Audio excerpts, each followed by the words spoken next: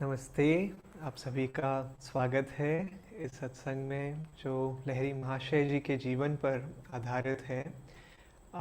मैं मुझे लगता है मैं आप सभी को जानता हूँ ऑलमोस्ट, लेकिन यदि आप में से अगर मैं किसी को पहली बार मिल रहा हूँ, अगर हमारे कोई नए मित्र हैं तो नमस्ते, आपका भी स्वागत है। और मेरा नाम ब्रह्मचारी विनीत है और मैं बहुत ही खुश हूँ कि आप हमारे साथ इस सत्संग के लिए जुड़ सके। तो आज का अगर आपने सत्संग का फ्लायर देखा होगा या टॉपिक देखा होगा तो उसमें लिखा हुआ था लहरी महाशय एक गृहस्थ योगी। और कई बार जब हम ये दो शब्द साथ में सुनते हैं, गृहस्थ और योगी, हमें लगता है कि ये दो शब्द साथ में अलग लगते हैं, ये शब्द साथ में जाने नहीं चाहिए, जैसे दिन और रात है वैसा फासला है। लेकिन यही चीज़ हमें लहरी महाशय जी दिखाने के लिए आए थे कि कैसे हम योगी बन सकते हैं, कैसे हम एक योगी का जीवन जी सकते हैं गृहस्थ आश्रम रहते हुए भी। कितनी बार मैंने अपने जीवन में कई मित्रों से बात करते हुए, जब मैं उनसे बात करता हूँ और सुनता हूँ, तो मुझे लगता है लोग अपने गृहस्थ आश्रम के जीवन को एक प्रकार से एक मजबूरी कि कभी कभार मजबूरी नहीं, या किसी प्रकार से देखते हैं कि अरे अगर मेरे पास और समय होता या ये जिम्मेदारी नहीं होती तो मैं और कितना ज़्यादा कर पाता या ये करता या वो करता। लेकिन हमें ये याद रखना चाहिए कि सबसे पहली बात कि लहरी महाशय जी, जिसे जिन्हें योगानंदा जी ने कहा था कि वो योग अवतार थे, वो एक गृहस्थ थे। और यही नहीं, जब वो महाअवतार बाबा जी से मिले तो उस टाइम उनकी दो संतान थी पहले से, और बाबा जी ने बोला कि जाओ, और बहुत महत्वपूर्ण कारण है कि क्यों तुम मेरे पास अब आए हो 33 साल की आयु के समय। और आप ये कहानी सब लोग जानते हैं अगर आपने एक योगी की आत्मकथा पढ़ी हो तो। लेकिन मैं सोच रहा था कि क्यों ना इन कहानियों को थोड़ा और गहरा लेके जाएं। तो मैं आज कहानियां कम बोलूंगा, लेकिन देखूंगा कि हम कैसे इन सिद्धांतों को अपने जीवन में लेके आ सकते हैं। तो सबसे पहली बात कि एक जो परमहंस योगानंदा जी की महान शिष्या थी, उन्होंने कहा था, जो भी गृहस्थ आश्रम में थी, और उन्होंने कहा था कि अगर तुम ईश्वर को ऐसे स्थान में नहीं प्राप्त कर सकते हो जहां पे ईश्वर ने तुम्हें अभी रखा है, तो तुम कैसे ईश्वर को कभी और प्राप्त कर सकते हो। कि जो भी परिस्थिति हमें दी गई है वो ईश्वर के माध्यम से ही मिली है। और यही नहीं, कई बार हम लोग ये भी देखते हैं कि अरे ये मेरा कर्म है या वो है, और देखते हैं कि कोई जैसे ये बुरा कर्म है या जो भी है। लेकिन ये हमारा सबसे बड़ा सौभाग्य है कि हमारे पास क्रिया का ये यंत्र मिला है, क्रिया की ये टेक्निक मिली है, क्रिया की ये शिक्षाएं मिली है कि चाहे हम कहीं भी रहे, चाहे कोई योगी पहाड़ में हो, गुफाओं में हो, या चाहे कोई योगी बंद कमरे में हो। जैसे अगर आपको याद होगा परमहंस योगानंदा जी की कहानी, उन्हें लगा कि वो अपने गुरु के आश्रम में प्रगति नहीं कर पा रहे थे, तो उन्होंने बोला चलो जाने का टाइम आ गया है। और वो चले गए और वो राम गोपाल मजुमदार के पास गए, और उन्होंने बोला नहीं नहीं, तुम्हें तुम्हारा जो अनुभव है ईश्वर के साथ का, वो तुम्हें तुम्हारे गुरु देंगे, वो मैं नहीं दूंगा। और उन्होंने कहा कि क्या तुम्हारे पास एक कमरा है जहां तुम अंदर बंद बैठ के शांति से बैठ सकते हो। तो उन्होंने कहा हाँ, तो तुम्हारी वही गुफा है, तुम वहां जाके बैठो और ध्यान करो, और तुम्हें वहां ईश्वर मिलेंगे।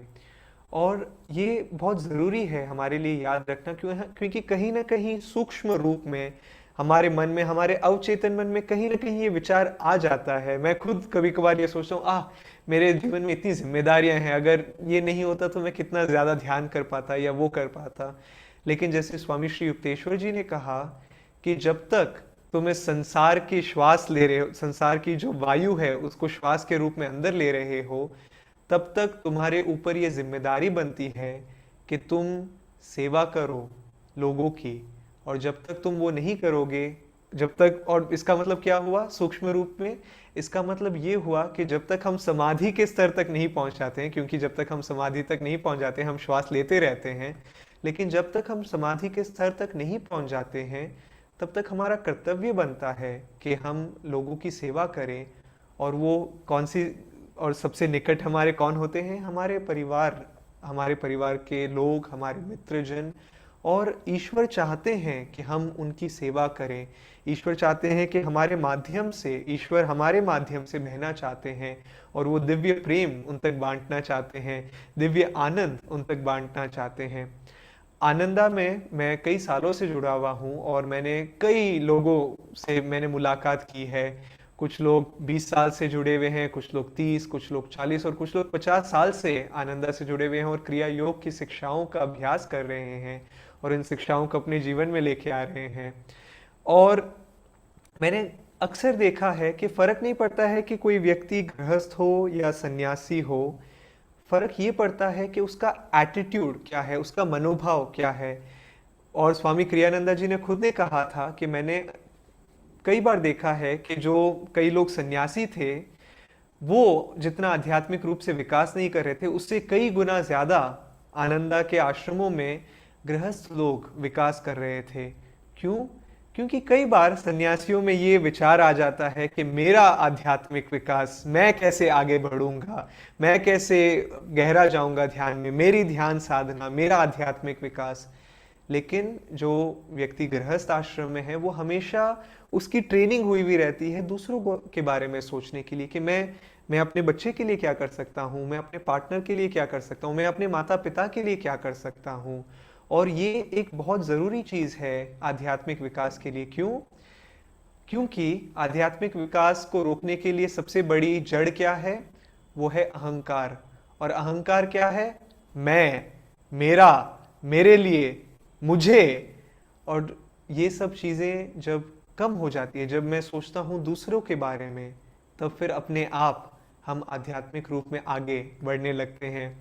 मैंने ये कहानी आज सुबह ही सुनी थी और ये इतनी अच्छी कहानी थी, तो मैंने सोचा चलो मैं आप सभी के साथ में शेयर करना चाहता हूँ। ये हमारे कुछ गुरु भाइयों की कहानी है जो 40 सालों से अधिक क्रिया योग का अभ्यास कर रहे हैं।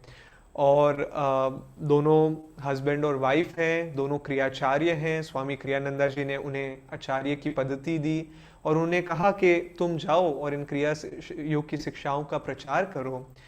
तो जैसे घरों में कभी कभार हस्बैंड और वाइफ में कभी कभार एक चीज को लेके अलग अलग विचार आ जाते हैं, तो एक दिन इन दोनों के बीच में भी एक चीज को लेके दो अलग अलग राय आ गई थी और किसी भी प्रकार की मुठभेड़ नहीं हुई थी, कोई चीखा नहीं, कोई चिल्लाया नहीं, लेकिन फिर भी वो अपना अपना नजरिया दूसरे को दिखाने की कोशिश कर रहे थे।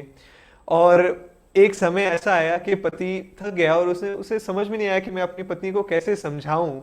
तो उसने थोड़ी सख्तता से लेकिन प्रेम के साथ में अपनी पत्नी को कहा कि प्रिय, तुम्हें एक समय आएगा, तुम्हें अपने जीवन में अपनी गलतियों को देखना पड़ेगा, तुम्हें अपनी गलतियों को स्वीकारना पड़ेगा। और यही नहीं प्रिय, तुम्हें अपनी गलतियों को गले भी लगाना पड़ेगा। जो इंग्लिश में एक टर्म है कि तुम्हें अपनी गलतियों को गले लगाना पड़ेगा, मतलब स्वीकार करना पड़ेगा और मानना पड़ेगा कि हाँ ये मेरी गलती है। क्यों? क्योंकि फिर अगर आप किसी चीज को मान लेते हो कि हाँ ये मेरे में कमी है, तो फिर आप उसको बदल सकते हो। तो उन्होंने कहा, पति ने अपनी पत्नी को कहा, जो 40 साल से अधिक दोनों क्रिया योग का अभ्यास कर रहे हैं, उनके बच्चे भी क्रिया योगी हैं। उन्होंने कहा कि प्रिय, तुम्हारे जीवन में समय आएगा जब तुम्हें स्वीकार करना पड़ेगा तुम्हारी गलतियों को और तुम्हें अपनी गलतियों को गले भी लगाना पड़ेगा। और पत्नी बड़ी कोमलता से, मधुरता से, प्यार के साथ उठी और उसने अपने पति को गले लगा लिया। अगर मुझे पता नहीं कितने लोगों को ये समझ में आया, वो कहना चाह रही थी कि मेरी सबसे बड़ी गलती तुम हो। और वो दोनों हंसने लग गए और मुस्कुराने लग गए और उन्होंने बोला हाँ, सब ईश्वर का की देन है, कौन गलत कौन सही, क्या फर्क पड़ता है। तो एक प्रेम आने लग जाता है जीवन में। मैंने देखा है कि जो क्रिया योगी अपने बच्चों का ध्यान रखते हैं, अपने बच्चों की देखरेख करते हैं, उनके बच्चे भी, उनका जो चलने का, फिरने का, बात करने का स्वभाव होता है, वो बड़ा ही विनम्र होता है, वो बड़ा ही उच्च चेतना से भरा हुआ होता है। तो मैं ये सारी कहानियां क्यों बोल रहा हूँ? क्योंकि मैं चाहता हूँ कि हम सब जो आध्यात्मिक रूप से बड़ी बड़ी आकांक्षाएं रखते हैं, कहीं भी अपने मन में वो विचार ना आने दे मैं ये करना चाहता हूँ लेकिन। जैसे एक बार परमहंस योगानंद, ये लेकिन शब्द हमें अपनी डिक्शनरी से कहीं ना कहीं निकालना होगा। एक बार परमहंस योगानंदा जी के एक शिष्य थे और वो योगानंद जी के पास गए और उन्होंने कहा कि अगर मैं कहूं कि मैं ईश्वर के साथ हूं, एक हूं, मेरी चेतना ईश्वर के साथ एक है, इस शिष्य ने कहा, तो ऐसा थोड़ी ना हो जाएगा कि मेरी चेतना ईश्वर के साथ एक हो जाएगी, ऐसा थोड़ी ना होता है। और योगानंद जी ने कहा, मुझे तुम्हारे प्रश्न का उत्तर देने की जरूरत नहीं है, क्योंकि तुमने खुद ने अपने प्रश्न का उत्तर दे दिया है। उसने खुद ने कह दिया था ऐसा थोड़ी ना होता है।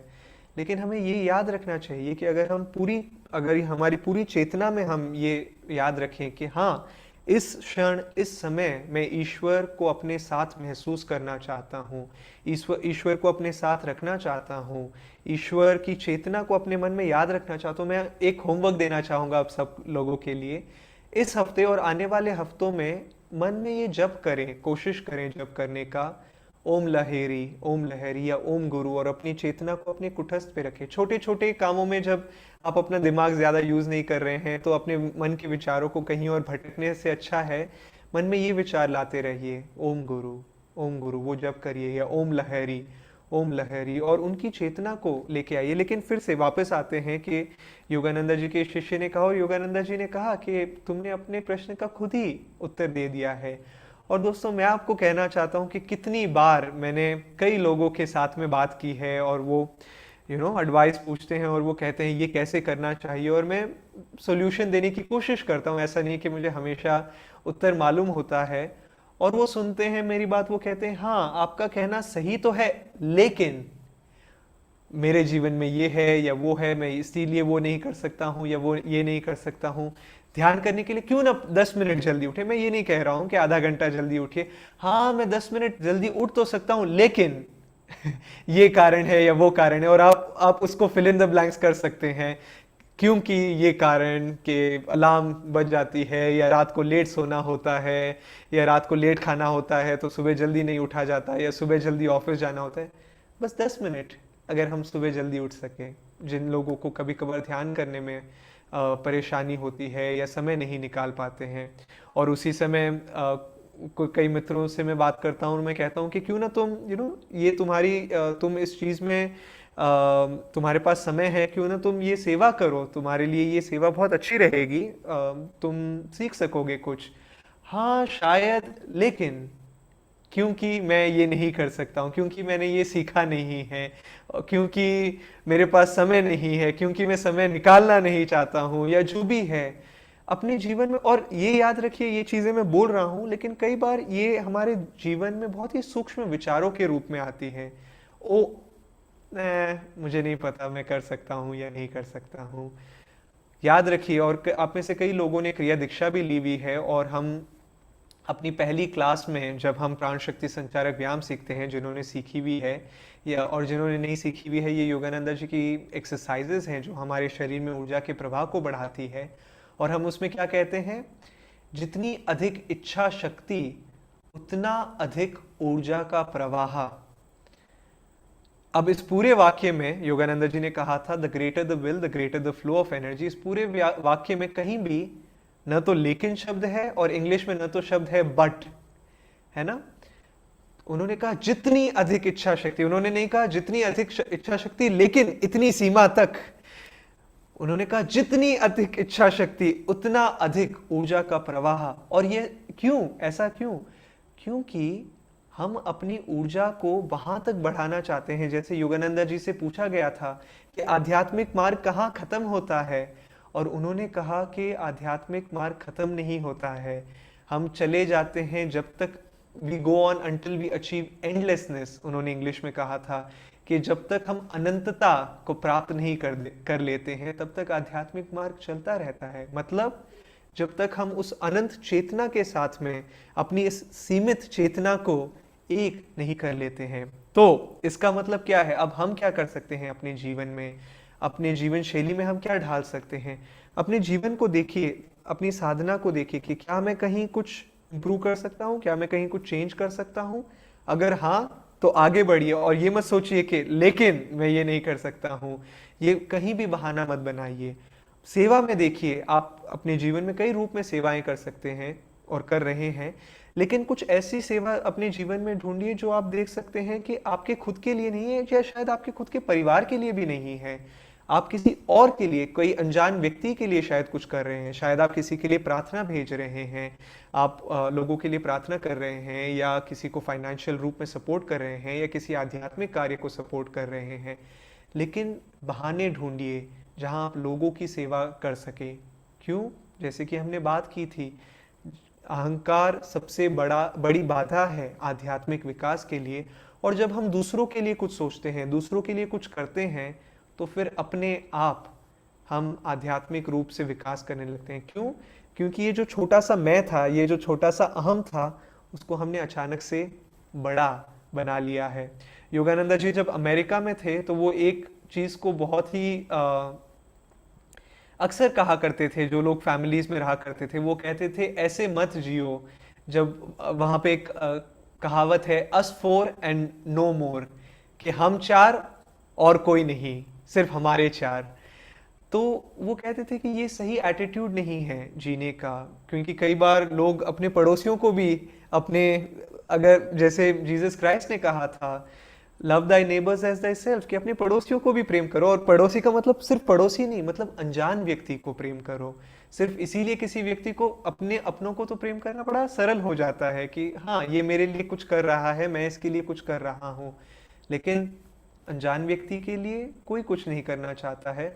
मेरे मन में अचानक से ये कहानी याद आ रही है, हमारे गुरु भाई की। लंबी कहानी है, शायद मैंने पहले भी शेयर की होगी, लेकिन मैं इसको संक्षिप्त में शेयर करना चाहूँगा कि हमारे ये गुरु भाई अक्सर शाम को बाहर टहलने जाते थे, जो स्वामी क्रियानंदा जी ने सजेस्ट किया था कि जब आप शाम को जाते हो, कोई म्यूजिक नहीं, कोई कुछ नहीं, अकेले कभी कभार खाना खा के, सब कुछ अपनी जिम्मेदारियां खत्म करके शाम को जब आप टहलने जाओ, तो महसूस करो कि ईश्वर आपके माध्यम से चल रहे हैं, ईश्वर आपके साथ चल रहे हैं। और मन में वो चेतना के साथ में चलो, ओम गुरु या कोई जप करते हुए। तो हमारे गुरु भाई हैं और वो ये अक्सर करा करते थे। और एक दिन वो बिजी थे और उन्होंने सोचा चलो कोई बात नहीं, 5 मिनट के लिए कम से कम मैं बाहर निकलता हूँ अपने घर से। और जैसे ही वो अपने घर से बाहर निकले, उनके घर के ठीक सामने एक व्यक्ति खड़ा था और उन्हें लगा कि इस व्यक्ति को शायद मेरी जरूरत है। और इस गुरु भाई को लगा कि नहीं, ये बड़ा ही विचित्र विचार है, मैं अपने आप को इस विचारधारा में नहीं ढालने वाला हूँ। और वो चलने लगे, और जैसे ही वो चलने लगे, वो गुरु का उच्चारण करने लगे। और फिर वापस उनके मन में आया, उन्हें लग रहा था कि गुरु कह रहे हैं कि इस व्यक्ति को शायद जरूरत है। तो उन्होंने बोला, गुरुजी अगर सच में आप चाहते हो कि मैं इनकी मदद करूं, आपको थोड़ा क्लियर करना पड़ेगा। मैं नहीं तो किसी अनजान व्यक्ति के पास में जाके ऐसे नहीं बोल सकता कि क्या आपको मेरी मदद की जरूरत है, कितना अजीब लगेगा ना। तो वो चलने लगे, वो घूमे और फिर इस व्यक्ति के पास में वापस जाने लगे। और वो पास गए थे और उन्होंने बोला कि ओ नहीं नहीं नहीं, मैं इससे बात नहीं करने वाला हूँ। और वो फिर चलने लगे। और ये व्यक्ति अपनी बाइक पर बैठा था, इनके घर के सामने अपनी बाइक पर बैठा था और थोड़ा उदास सा लग रहा था। तो वो फिर, और हमारा जो मित्र है, प्रार्थना करने लगे कि गुरुजी आप क्या चाहते हैं, आप प्लीज अगर चाहते हैं तो मैं मदद करना चाहता हूँ, लेकिन मुझे कुछ समझ में नहीं आ रहा है। तो फिर वो वापस घूमे। ये बार बार हुआ और फिर फाइनली एंड में वो इसके सामने आए, व्यक्ति के सामने, और उसने बोला हेलो, नमस्ते। और ये व्यक्ति एकदम जग सा गया और उसने बोला कि हाँ हाँ क्या चाहिए आपको। उन्होंने बोला नहीं, आप इधर काफी टाइम से बैठे हैं, क्या मैं आपकी कोई मदद कर सकता हूँ। और वो व्यक्ति वहीं पे रोने लग गया और उसने हमारे इस मित्र को गले लगाया और उसने बोला थैंक यू। और हमारे मित्र ने बोला नहीं, बताओ क्या हुआ। उसने बोला नहीं नहीं थैंक यू। हमारे मित्र ने फिर से पूछा बताओ क्या हुआ। उसने बोला नहीं नहीं थैंक यू। तो उसने बोला चलो एक काम करते हैं, मैं टहलने जा रहा था, तुम मेरे साथ टहल लो, तुम्हारी बाइक इधर ही है, चाबी निकाल लो, हम टहलने चलते हैं। तो वो लोग दोनों शांति से टहलने लगे और ये बात काफी लंबी देर तक चली। लेकिन टहलते टहलते फिर उसके बाद में उन्होंने कुछ बातें की।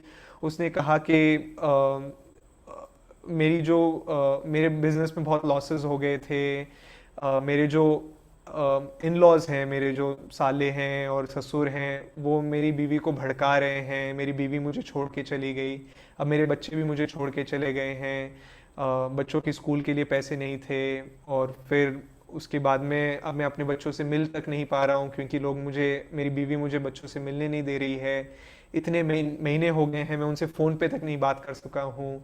तो वो रोने लग गया और वो ये कहानी बताने लगा। तो उसके बाद में ये लोग चलते रहे और उसने पूछा एक बात बताइए, हमारे मित्र से उसने पूछा कि आप मेरे पास आए, फिर उसके बाद में चले गए, फिर वापस आए, हो क्या रहा था? तो हमारे मित्र ने कहा कि मैं ईश्वर से प्रार्थना कर रहा था, और मुझे लगता है, हमारे मित्र ने कहा कि शायद ईश्वर ने ही मुझे तुम्हारे पास भेजा है। मुझे पता नहीं मैं क्यों तुम्हारे पास आया, मैं ऐसे किसी के पास नहीं जाता हूँ। और वो रोने लग गया, और फिर से, और उसने अपना जेब अपने हाथ में डाला, और हाथ में से इतना बड़ा एक न्यूज़पेपर का गोला निकाला उसने, और उस न्यूज़पेपर के गोले से कुछ सामान निकालने लगा, और उसके अंदर उसने कोई बॉटल पकड़ाई हमारे मित्र को, और उस बॉटल में चूहे मारने की दवा थी, जो वो खुद पीने वाला था उसी समय। तो हम सोचते हैं कि मैं क्या कर सकता हूँ, मैं कौन हूँ, ये सब कुछ कर सकते हैं, लेकिन उन्हें माध्यम की ज़रूरत है। हमारे आनंदा में कई लोग हैं, जो मेरे गुरु भाई हैं, वो अपने जीवन का समय तो देते ही हैं, लेकिन साथ साथ वो देखते हैं कि मैं कैसे दूसरों की मदद कर सकता हूँ। सिर्फ मेरे गुरु भाइयों के लिए नहीं, दूसरों के लिए भी।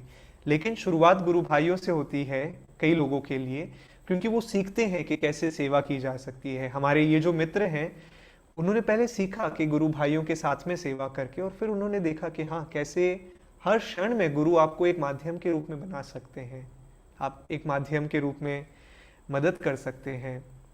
और वहीं पे आनंदा के कई गुरु भाई हैं। कई बार आजकल लोग चिंतित रहते हैं, ओ फाइनेंशियली ये प्रॉब्लम आ सकती है, मार्केट ऐसा है, तेल के प्राइसेस बढ़ रहे हैं। वेल, हम आज जी रहे हैं, आज से 1000 साल पहले भी यही प्रॉब्लम थी, लोग पैसे के बारे में सोच रहे थे। और आज से 1000 साल बाद में भी वही प्रॉब्लम होने वाली है, जहां लोग अपने बारे में सोचने वाले हैं कि ओ मेरे पास धन नहीं है, मेरे परिवार के पास धन नहीं है, और गोल गोल चक्कर में दौड़ते रहते हैं। और मैं ये नहीं कह रहा हूँ कि हमें कर्तव्य अपना निभाना नहीं चाहिए।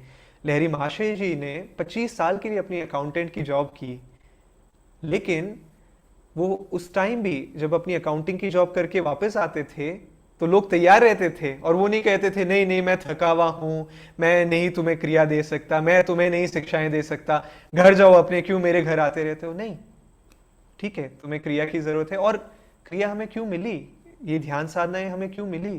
क्योंकि लहरी महाशय जी ने, बाबा जी ने लहरी महाशय जी को कहा कि जाओ और लोगों को क्रिया योग शिक्षाएं बांटो। और लहरी महाशय जी ने कहा, और लेकिन बाबा जी ने यह कहा था कि उन लोगों को ही क्रिया दीक्षा देना जो पूरी तरह से सब कुछ त्याग सके, जो उसके लिए उच्चतम रूप में तैयार हो क्रिया दीक्षा लेने के लिए। और लहरी महाशय जी ने कहा कि बाबा जी, क्योंकि आप ये शिक्षाएं दे रहे हो, तो क्यों ना ये जो मांगे हैं क्रिया दीक्षा देने के लिए, इतनी ऊंची मांगे हैं, इतनी ऊंची शर्तें हैं, क्या इनको थोड़ा कम किया जा सकता है? क्योंकि इतने लोग पीड़ा में हैं आज के दिन में। क्यों ना अगर हम ये शिक्षाएं लोगों को नहीं देंगे, तो लोग शायद शुरुआत भी नहीं करेंगे आध्यात्मिक मार्ग की ओर। लोग शुरुआत भी नहीं करेंगे अपने जीवन को ईश्वर के लिए समर्पित करने में। लेकिन अगर हम ये शिक्षाएं लोगों को देंगे, तो फिर लोग शुरू कर सकते हैं अपना जीवन समर्पित करना।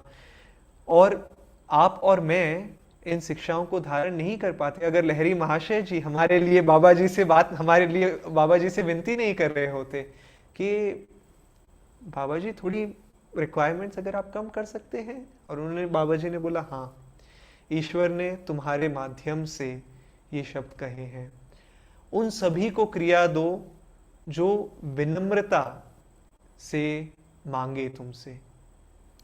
तो अब बात आ जाती है कि हमें विनम्र भी बनना है, लेकिन हमें यह भी याद रखना है कि सिर्फ इसीलिए क्योंकि मांगे कम हो चुके, इसका मतलब ये नहीं है कि हम मांगों को जीरो में कर देंगे।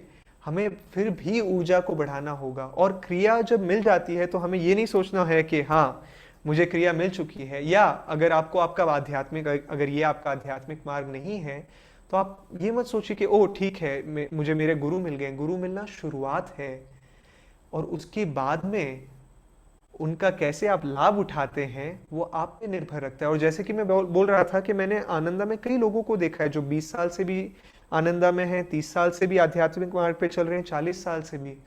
लेकिन मैं आपको एक बात जरूर कहना चाहूंगा कि मैंने उन लोगों के माध्यम से ज्यादा ईश्वर और गुरु की उपस्थिति महसूस की है, जो अपने जीवन को निष्काम रूप से जीते हैं, निष्काम कर्म के रूप से जीते हैं।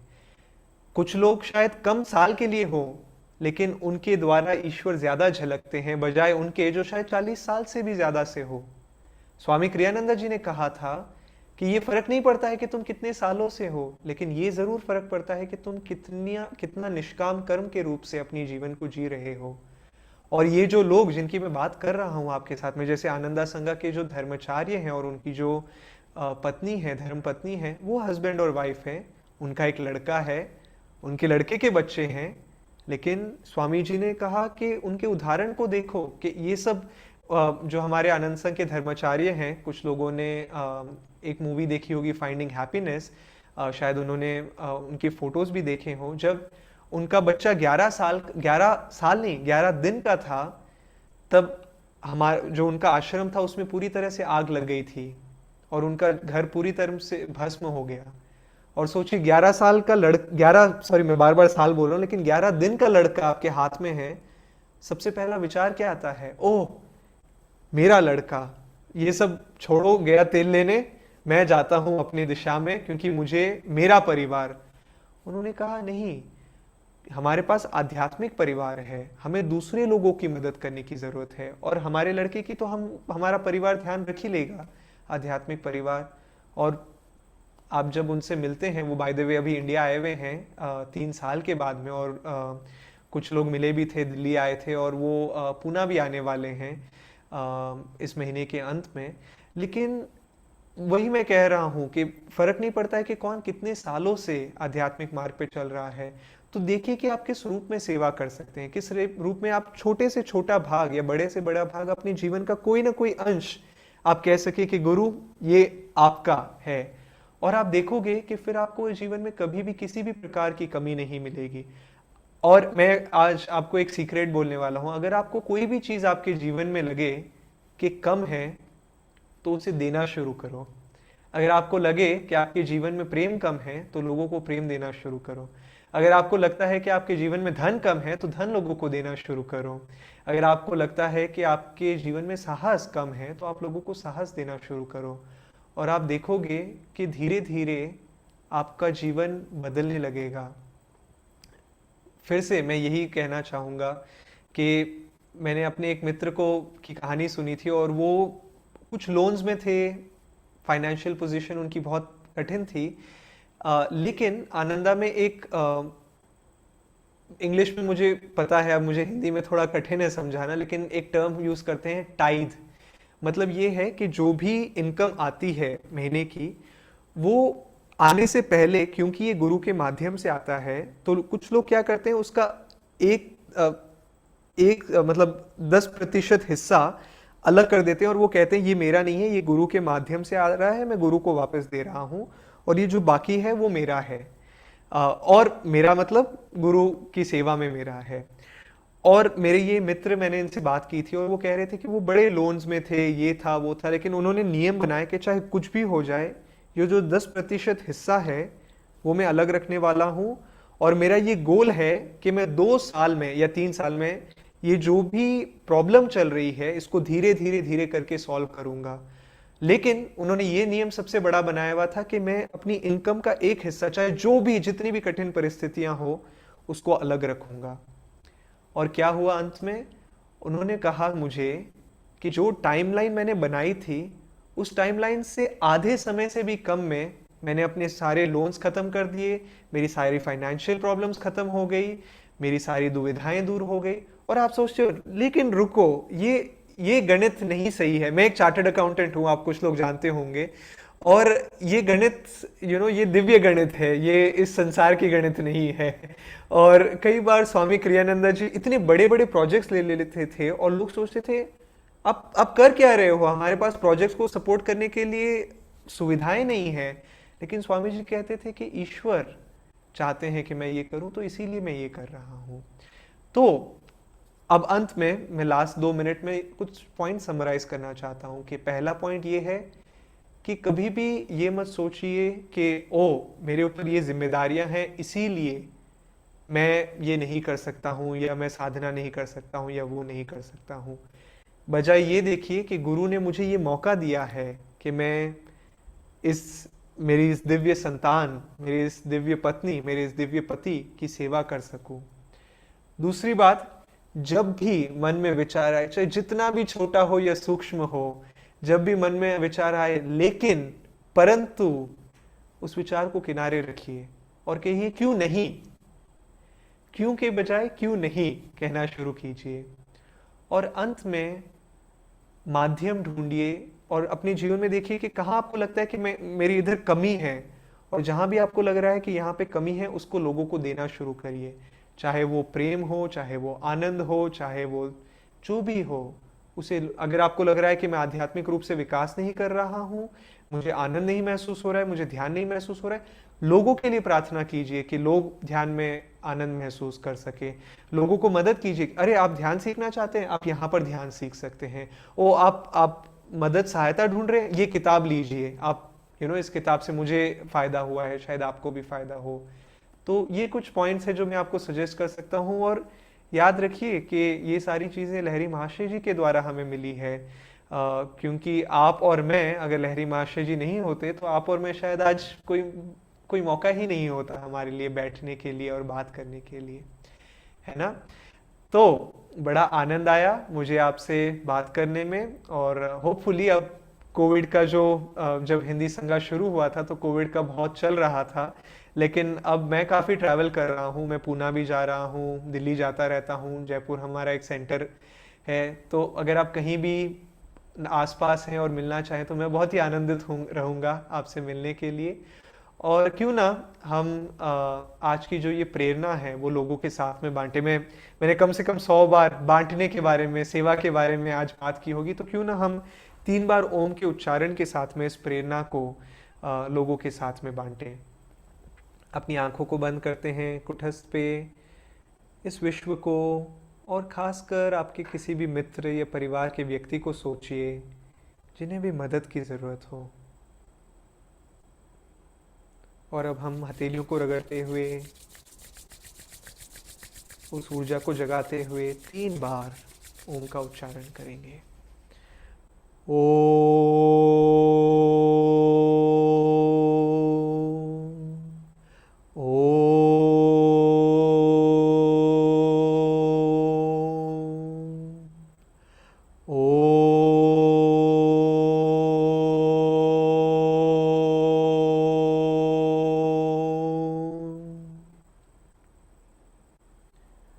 ओम शांति शांति शांति। आपकी ऊर्जा को आज के सत्संग में जोड़ने के लिए बहुत बहुत धन्यवाद। जय गुरु।